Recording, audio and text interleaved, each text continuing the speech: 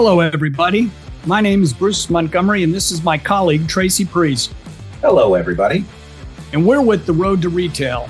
On our podcast, Tracy and I hope to offer tips, insights, ideas, and examples for how small, emerging, and challenger CPG, consumer packaged goods, brands can build their business. Everything from determining if you're ready to grow, where to start, how to prove it online, how to go about securing distribution at a national retailer, driving your business with the end consumer, and how to go about finding an investor if that's important to you. The bottom line is, we would love to help you be successful by highlighting the many important factors that go into establishing and growing your brand. Bruce and I have been working in CPG commercial operations for over 30 years, working on brands of all sizes.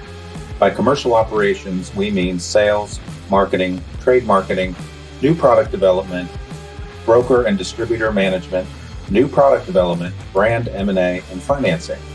As a part of our show, we bring our guests that are brand founders and leaders, agencies, Amazon specialists, sales agents, contract manufacturers, retailers, and investors to discuss their experiences and share their insights with the audience.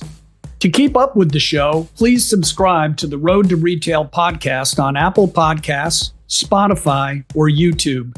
Leave us a review and consider sharing the show with a friend or colleague that may benefit from the content. You can also check out our website to learn more at www.road2retail.com and follow The Road to Retail on LinkedIn. We would love to have you along for the ride. Looking to scale or launch your supplement or skincare brand? Eagle Labs Incorporated, based in Florida, offers full-service NSF-certified contract manufacturing of capsules, tablets, powders, liquids, gummies, and lotions. All of their manufacturing takes place in the USA. From R&D and formulation to packaging and fulfillment, Eagle Labs provides scalable, high-quality production that meets FDA and NSF standards. To learn more, contact Michael Law, Chief Commercial Officer at Eagle Labs at michael.law@eaglelabsinc.com, EAGLELABSINC, Michael Law, eaglelabs.com, or text him at 203-242-6417. Hello, everybody, and welcome to the latest episode of Road to Retail. Welcome, Bruce. Good to see you, my friend. Tracy, how are you? Another great day and another great guest. Absolutely. This is going to be a great guest. I'm really excited about talking with Kate today.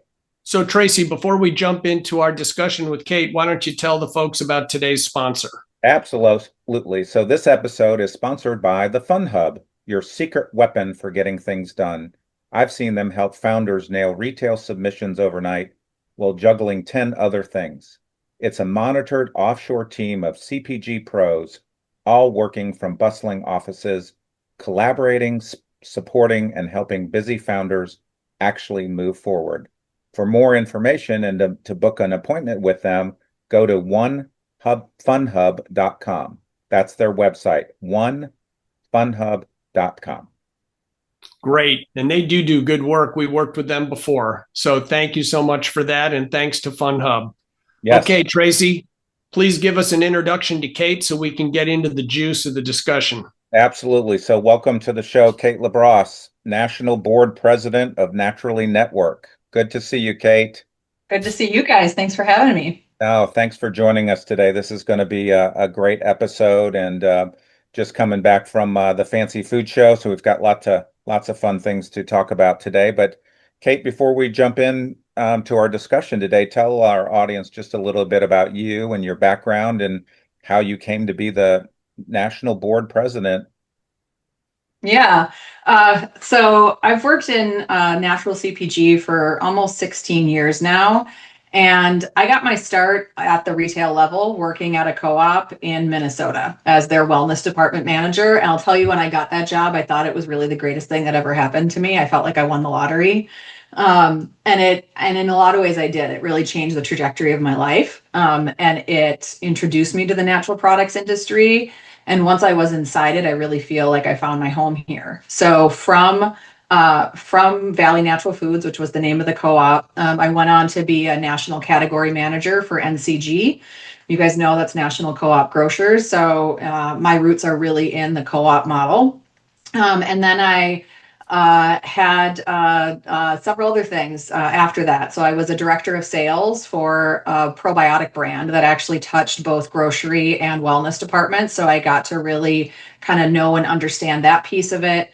And then I moved over to Presence Marketing, which is, of course, one of the most longstanding brokers in the industry.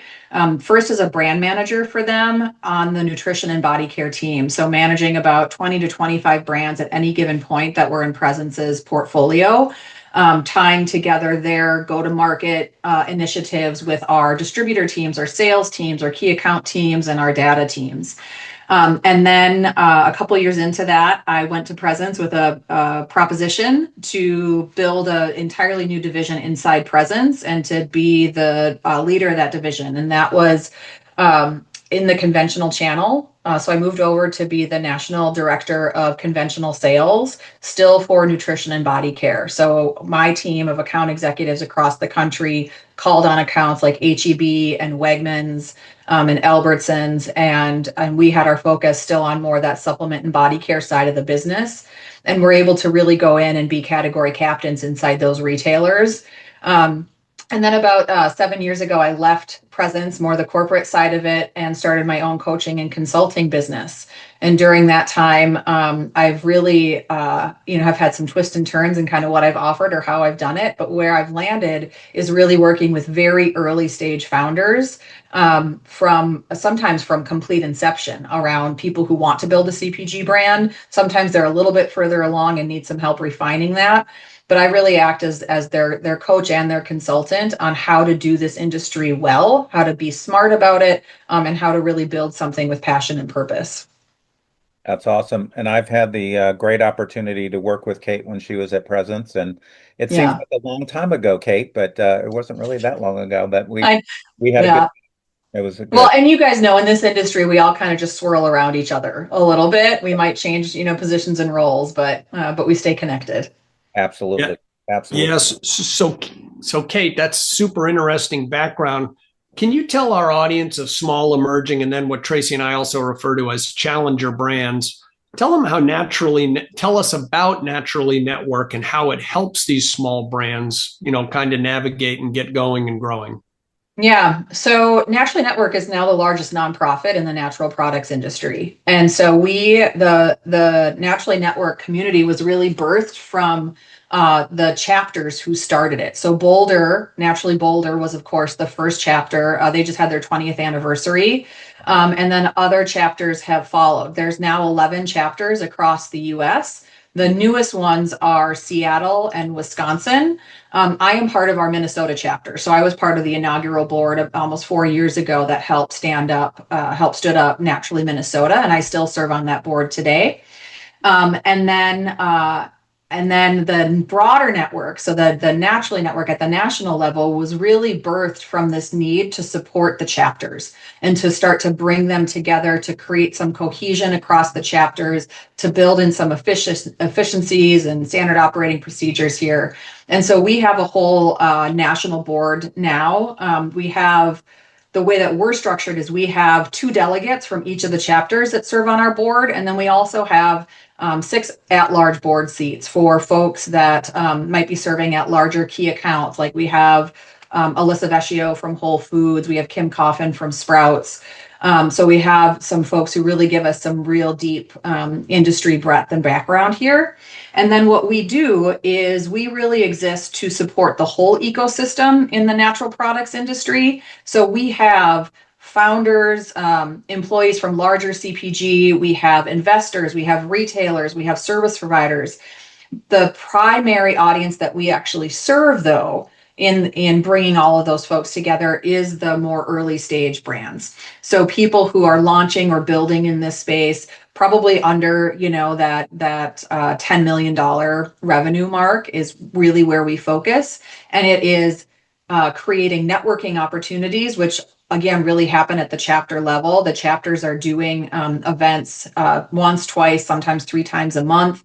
It's through both chapter and national programming. It is through access to resource or access to market opportunities through partnerships that we have with, you mentioned SFA, right? So the fancy food folks.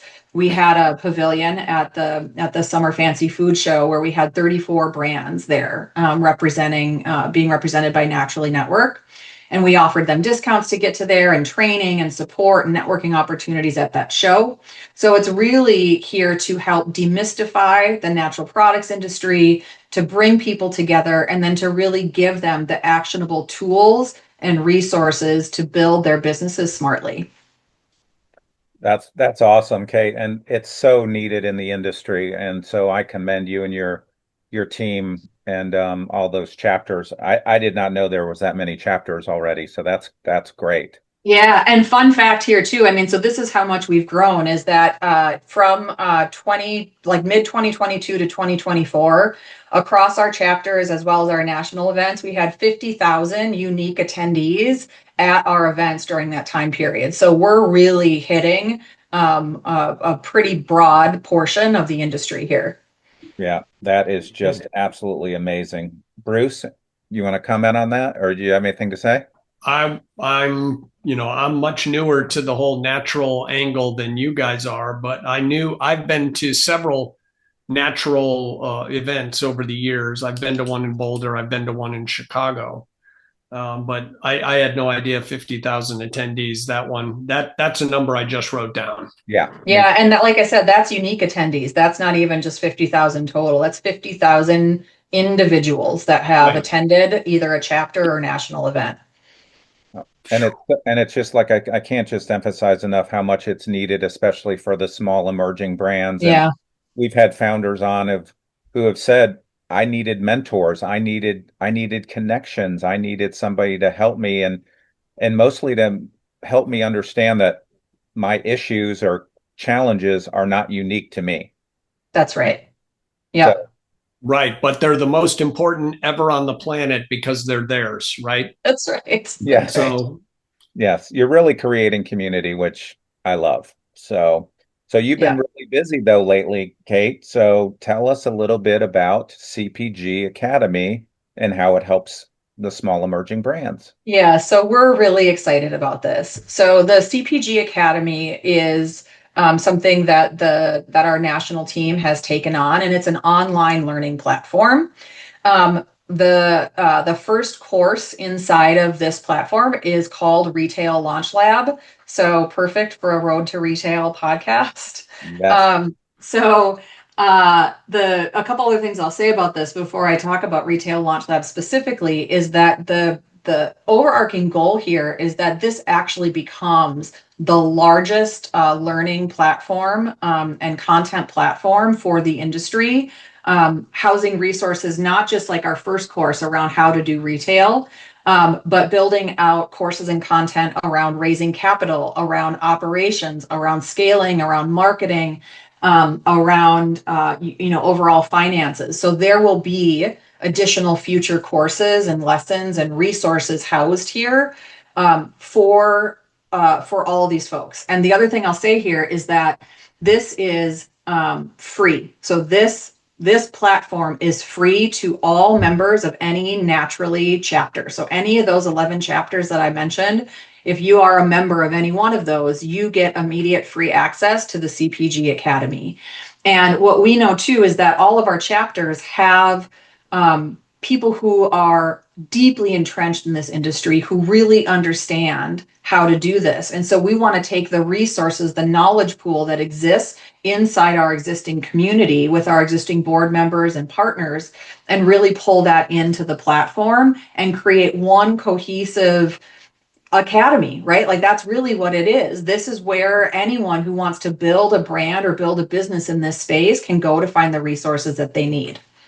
amazing. That's just phenomenal. And so again, just can't emphasize how much this is, really needed Yeah. in our industry. So uh, hats off to you for doing this. And it's quite Yeah, a we're We're excited. It's been a big lift. The team, our very small but mighty actual staff at National has been working very hard to put this together. And the launch has been really well received. We have, I think almost a couple hundred people now who have accessed their free login to this, who have started taking the Retail Launch Lab course. And we're just seeing really great sort of anecdotal evidence already from people who have commented on what they've learned already. And, and of course, folks sort of wishing that they would have had this before they even started. Yeah, absolutely. So what's the platform? Is it a webinar based? Tell me a little bit about what's the platform look like? I'm just curious. Yeah, so it's really built, it's not just webinars. So it's built inside of a platform called Thinkific, which is designed for online courses. Okay. And so within the Academy, once you log into the Academy, you go in, and right now, again, we only have the Retail Launch Lab as the first course, but you would be able to go into the Academy and eventually you would be able to see multiple courses that you can take.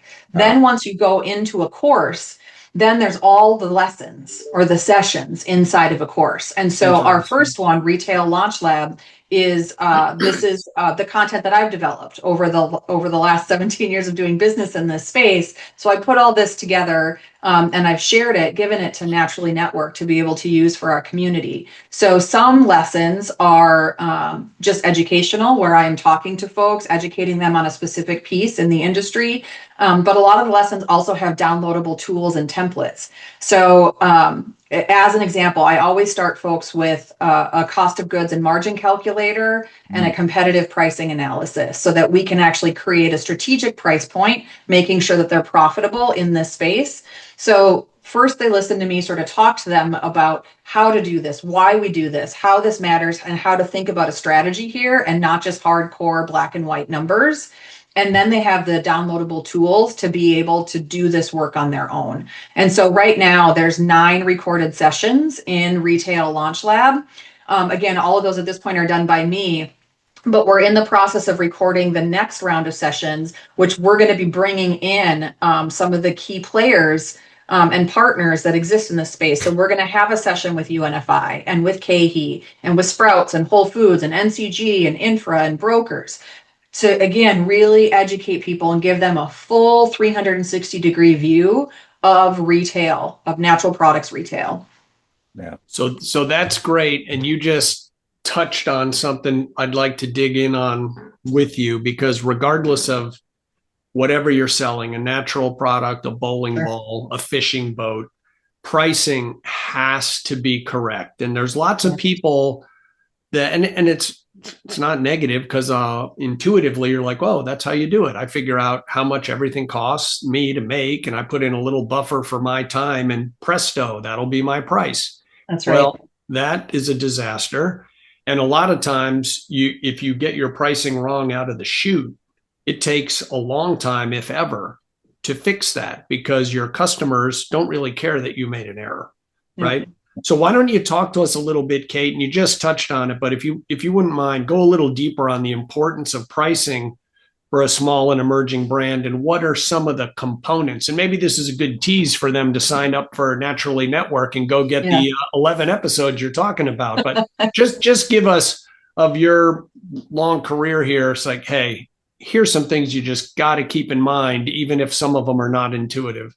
Yeah, great.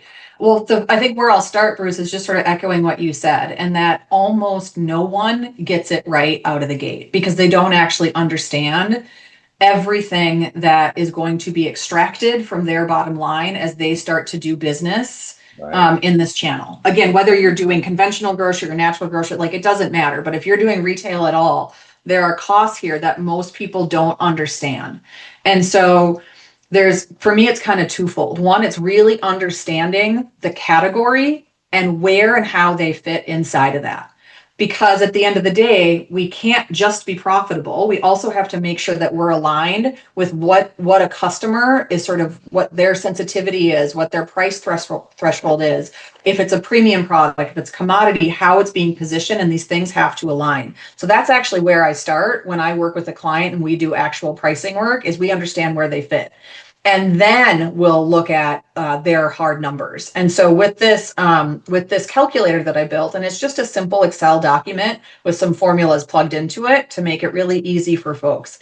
But it takes into account trade spend, which is, of course, what you're going to spend on promotions or slotting discounts, placement discounts. So that is built in. I build in a healthy trade spend, especially for new brands. There's a 20% trade spend built into this document. Hang on, Kate. So how many brands say this the first time you talk to them? I'm not going to have to pay slotting. Yeah. So they say that, Bruce, or they say I'll be profitable when I hit scale, or Right. I'm not. Yeah. So there's a lot or they say, I'm going to be a premium brand. Really? How? Well, here's the square box your category is, and you're like 5 standard deviations to the right. So that's exactly right. Unless these are delicious cookies that also help you lose weight, I don't know how you can charge that much money for them. No, I didn't mean to interrupt, but man, Tracy always says, my baby's beautiful, and they don't really want to think through the hard components that you're laying out there. Or if they're rookies like me a couple of years ago before getting together with Tracy into the natural channel, it's like, what?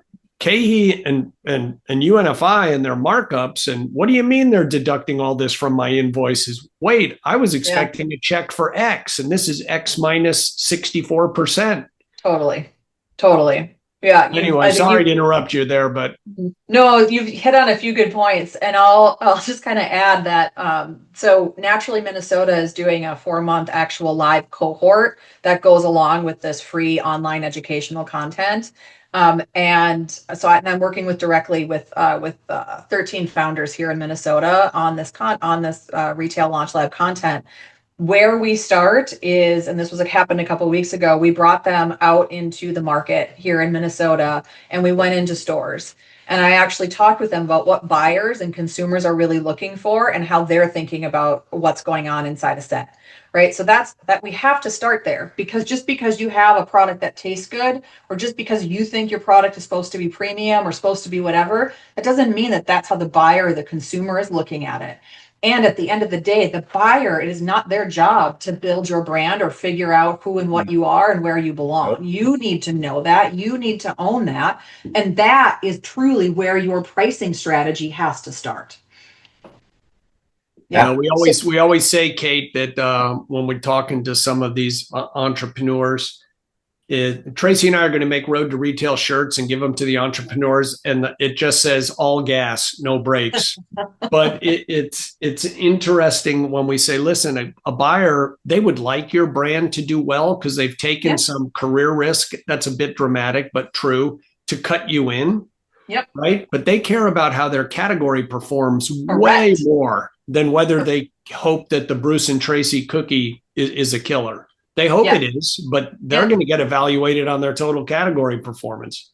That's right. The buyer cares about what you're bringing to the category. They care about, can you perform in your velocity, in your weekly velocity, at or above what their category is doing. They care that they're not just swapping you out for something that already exists on the set. There's no reason to do that. That takes too much effort on their part. They care that you actually know how to do business in this space, and they don't have to hold your hand through this process. Buyers don't love that. They care that you know how to run promotions and that you understand that that's a part of doing business in this space. They care that you understand that it's your responsibility to sell your products, not them. That you have to own that. You have to own that brand awareness and that trial purchase. That has to come from you, the brand, the founder, not the retailer. So all of this really, again, kind of going back to the pricing piece of it, that's all built in here. And in addition to figuring out trade spend, we make sure that we're taking into account the distributor fees and the different pricing structure you're going to need to offer to a distributor versus a retailer if you're selling direct. It's such a common mistake that early stage brands or founders don't actually figure that in. They think they're just going to sell it. They have their wholesale price. That's what they're going to sell it to everyone for.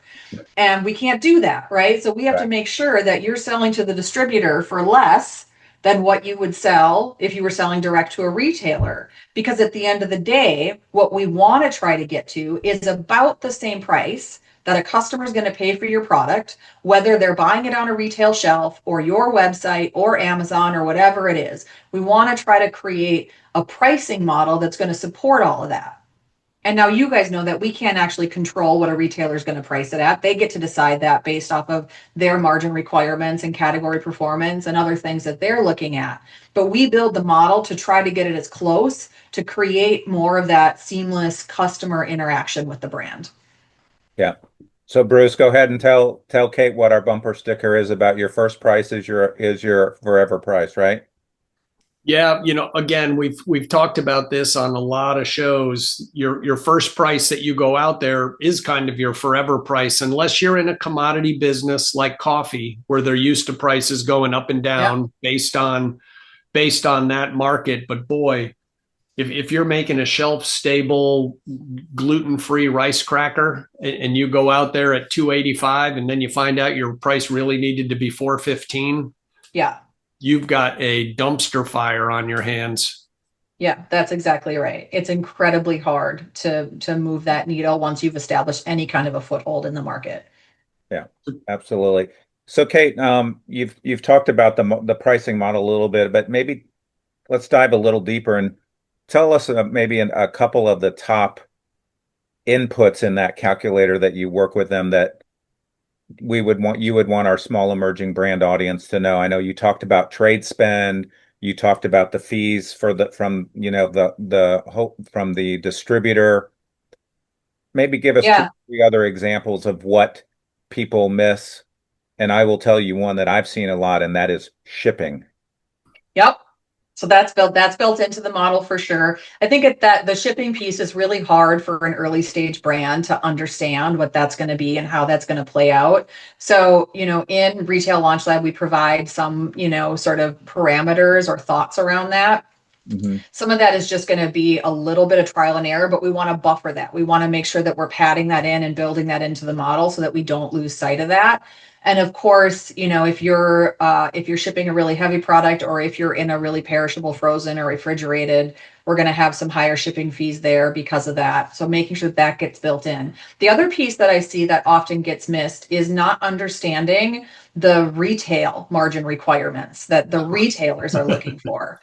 And so this model actually calculates that. And in the session on this pricing strategy, I give them what are the ranges that retail is actually looking for based on your category. So we know when we start to look at a body care category, a retailer is going to want between about a 45 and 50% margin. Supplements are going to be about 50 to 55. Most center store grocery is going to be around 35. We might come down a little bit on some other perishable categories, but that has to be built in, and that's actually included in this pricing model. So as people start to play with some of their fixed numbers, what their input is on COGS, what they want to sell for a wholesale, and what their SRP is based off of that whole competitive analysis that we start with. What do we want our price to be?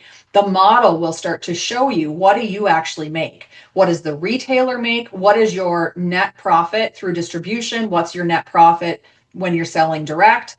What's that retailer making on what they sell? And what's your overall net percentage profit? So this model will calculate all those things. And then for fun, inside the model is also some volume calculations. So once we sort of figure out the pricing model, I have it built in there where they can put in the number of retail doors that they're in and the estimated number of weekly units they're going to sell. What's their velocity going to be? This tends to be a little bit, some people kind of look at this, it's definitely an eye opener. I've had some people call it a dream killer, because when you start to see how many doors are actually needed to get to true scale and profitability, it's a lot. An early stage founder thinks oh my God, I just got into 50 doors. I'm rich. That's great. I'm selling this. But no, when we actually look at what this is, we know that they're making pennies, often on what they're selling. When we're talking, grocery retail, it's often pennies, what they're making on each unit that they sell. So it's going to take a heck of a lot more doors than just 50 to get to where they need to be. And that's why also building in retail isn't always and often anymore like the right way to start to build your brand, right? There's some other ways to get there. And then retail can come at a point when you've built some brand awareness, when you have that trial purchase really dialed in, when you're able to drive some consumers to retail to pull that product off the shelf, and when you have some capital to support what it's going to take to launch here in any kind of meaningful way. Yeah. So Kate, you hit on a couple of other things that we've had from previous guests, especially when we've had buyers on. They say to the brand of any size, it could be Diet Coke or it could be, Kate's awesome body wash. They want to see a demand plan, right? Because even though getting into retail is hard, it's not the sell in, it's the sell through that's going to make or break you. So, you got to have the capital. We've heard a couple of things, not often to be fair, but a couple of like, my product's so good, it'll sell itself. Really? How's anyone going to know that they want to spend $7 on your unknown product? All my friends say they're awesome. Okay, they're your friends. Right. They're probably not going to tell you anything. The other thing about your pricing model, which I was curious about, in your model, especially for perishable, do you take into effect a calculation for spoils, or is that just a different line item on the P&L? Do you back that into the pricing? Yeah, so I don't have on the model itself, I don't have its own sort of column for that, but in the training for it, I do tell people that that I want you to add in like another like 2.5% for spoilage here. Usually, about there, it's different, obviously from category to category, that I want you to add that in. So we're going to like up that on your shipping, or we're going to up that on your trade spend, right? At the end of the day, I don't care necessarily what bucket they're putting it into, how they're categorizing it, as long as we're taking into account all the costs associated here. Right. And for the folks that have only done shelf stable things and might not know what we're talking about, if you're doing something that has short dating, right? A lot of my career has been in OTC medicine. Almost everything has a minimum of 18 months and some things are out as far as 3 years. But if you're selling like a pre-mixed yogurt, you might only have 3 weeks dating. Yep. So you need to turn like crazy, or else that spoils line item is going to be very real. And it's a very sad line in a P&L. All right. So Tracy, did you have anything else on pricing? Yeah, I had two things. Two things that popped in my head here. So Kate, what is your strategy and recommendation on pricing across omni-channel? So how do you counsel the brands on, okay, I'm in Amazon, I'm on TikTok, I have my own website, and now I'm in retail? Yeah. What's your advice there for a brand? I think our audience would really want to know. Yeah. So for me, it is really about building a model so that the SRP, that retail price, that you as the brand really set that. So that a customer, again, we want to try to get the customer as close to that SRP, no matter what channel they're purchasing in. Right. So I always start with building from the retail model first, because that tends to be the most expensive. Of course, we know, Amazon has its own expense, selling, direct to consumer does. But if we really build the healthy model through retail, we're going to be able to support these other channels in the same way. What I would add here is that, when we start to think about Amazon, that if you want to potentially think about different pack sizes, or, value packs or pack sizes, to try to get to a little bit more lower or competitive price on Amazon, like that would be the thing to do. What I don't recommend is that your everyday product that you're selling in retail or on your website, that you put it on Amazon and you put it at a lower price.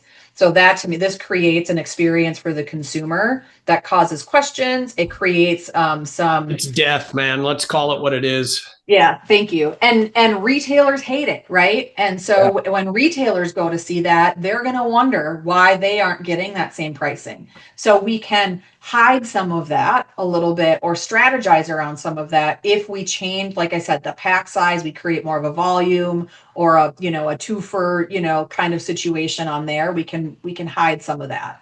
But the other thing too is that if you have the exact same product on Amazon that you're selling in retail, Amazon is continually scrubbing to see, if this is selling every day at Target or Walmart or something for a lot lower, and if you're fulfilled by Amazon, it's really set up, like they're going to reduce your price, Yeah. like even without you. So that's why we need to have this set up so they're about the same, or we need to create a separate SKU for Amazon. So, and we call that a my phone just exploded maneuver, because, Walmart will call and wonder why Amazon has a better price, or Yep. Target or Home Depot, depending what category you're in. And the other thing that you have to be careful about, to your point, with all the AI and bots out there, Uh-huh.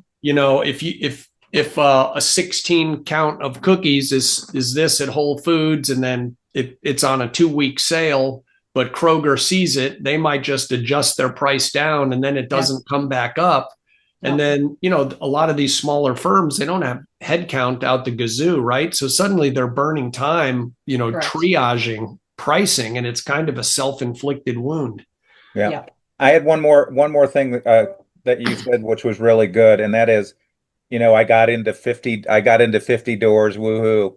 So the opposite can happen, and Bruce and I have seen this as a real live example. Oh boy. I just got Walmart, and I got 3,500 doors. Yeah. So what advice do you give the brands that are excited about 50, and then they get 3,500 Walmarts? What's your advice? What have you seen that, and what's your advice on that? Yeah, I mean, I have seen getting into Target or Walmart bankrupt a business. So, We all have.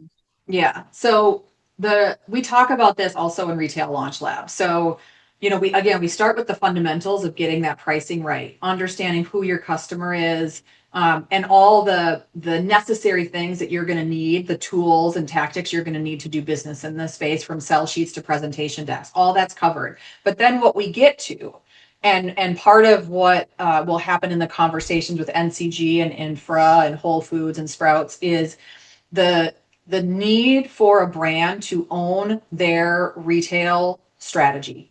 So what accounts do you belong in? When do you belong in them? What sort of cash flow are you going to need to support them? Is your customer shopping at that account, right? So for a lot of challenger brands, especially in the kind of the natural space or premium space, the Walmart customer is not their customer. They do not belong there. They should not be going there, right? And for others, it's exactly the right account. But you have to know where your customer is, because if your customer isn't already shopping at Walmart and already pulling products like yours from the shelf, now we're fighting too many hurdles. We're asking, too many things to happen by going into that account. And then, of course, we need the operational capital to fill a PO, and then to be able to continue to support that business, to drive some marketing sales there. So all those things have to come into place. This is the other thing I'll say about brokers. And Tracy, I know, you and I both have our kind of long history here in this space and understand what this is like, is that we don't want brokers going out and filling accounts that aren't the right accounts for us. So again, like, we really want to know where we belong and have that plan. And if you have a brand that is really filling a need in a category, you're starting to get some traction, you're starting to show up in some of the data, you're starting to get buyers' attention, you're going to actually start to have buyers who want to say yes to you, that you should follow your strategy. And it takes a lot of sort of internal commitment when a buyer wants to come to you and say, hey, I want to put you in, or a broker says, hey, I've got this opportunity, for you to be able to say, nope, I'm not ready for that, or my customer isn't there. But that's where the founder, the initial, sort of team really needs to understand the space and to follow that plan. Yeah, I love that. So here's the example that Bruce and I use. So I'm a New England-based brand. I've got this great cookie. Everybody knows it in New England. And Bashes from, Arizona calls and says, "Hey, I want to put you in my stores." And it's so hard, and you said it, Kate, for a brand founder to say, "No, I really need to stay in my region for right now. One day I might be ready for, that area, but I'm not now." Yeah. Well, and the other thing, Kate, that you touched on, we've seen several examples of this, is kind of a hot emerging brand. They get an appointment with Walmart, and instead of, as Tracy's phrase is, playing small ball of doing 300 or 400 stores and see how it goes and can you keep up? Because people don't know, if you're successful there, the volume you will push is going to be hard to keep up with.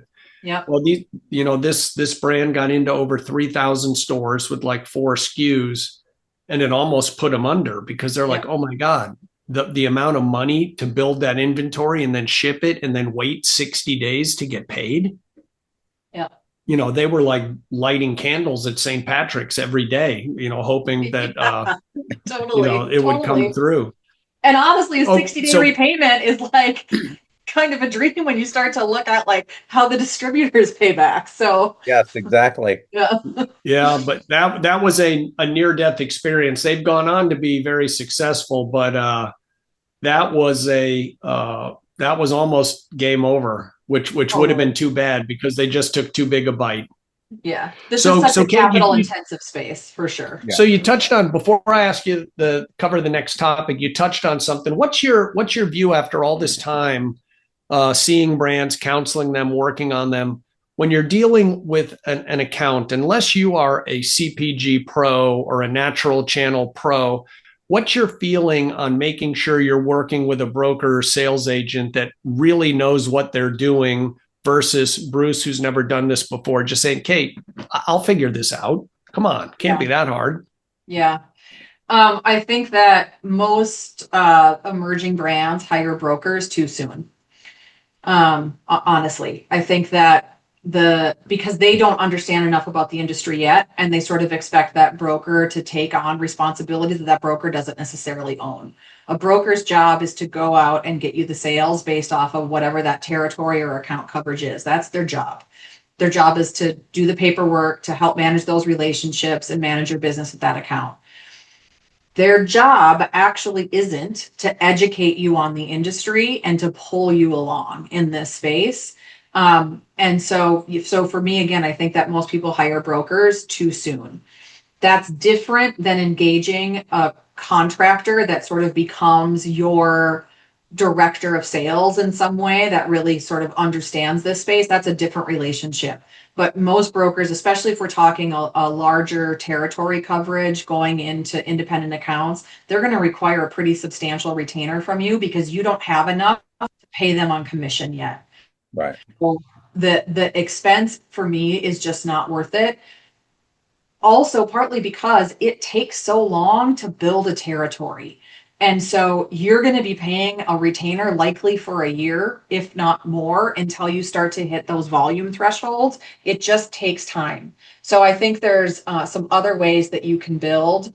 And there's so many ways now to kind of reach retail accounts and retail buyers and different platforms, or people like Tracy, right? Who like you can actually hire again as your sort of contracted person who really knows the space to help build things out strategically and not just sort of a, like ready, aim, fire that a broker might take.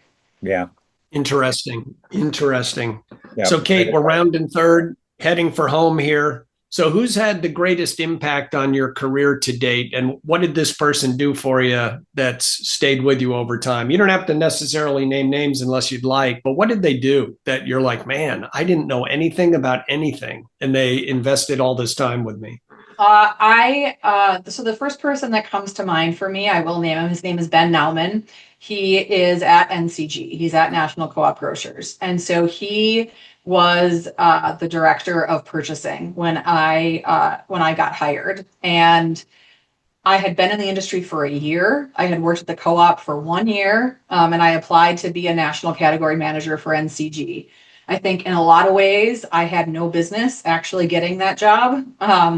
But Ben saw something in me, and he hired me. And he said, I remember him telling me that he knew out of the gate that I wasn't going to be there for long, that I was going places, that I wasn't going to be there for long, that they weren't going to have me for long, but that he saw something and he believed in me and he gave me that job. And it literally changed the trajectory of my life. So yeah, Ben, NCG. Awesome. I love that. All right. Well, final fun question, Kate. So tell us who your favorite sports team, band, or brand is and why you support them. Okay, so I'm gonna go with band. Well, performer. He's a solo performer. His name is Andy Grammer. Not a lot of people have seen him or heard of him, but I have been following him for a long time, and I have seen him in concert now probably 7 times. Oh, wow. And so here's why I love him though. His music is really all about human to human connection, positivity, showing up and making a difference. And it's just fun. So you go to his concerts and you see all the way, from like 5-year-old, 10-year-old girls or kids to, 80-year-old women, and it's like everyone is just having the biggest party with the biggest smile on their face. And it's like a very natural high. What's his music style? It's like, sort of like poppy, kind of. It's kind of poppy. Some of his stuff like falls a little bit more in the folk stuff, but he's pretty poppy. Well, we're gonna have to check him out. It sounds like you just described. I've only been to one, but I've seen a few. But it's like Kenny Chesney concerts. Everyone who shows up is happy. It's like that. It's a vibe for sure. Well, that's great. So Kate, thank you so much for coming on the show today. How can people reach out and either follow you or get in touch if they've got a question you might care to answer or learn more about the Naturally Network? Yeah, so there's a few different options.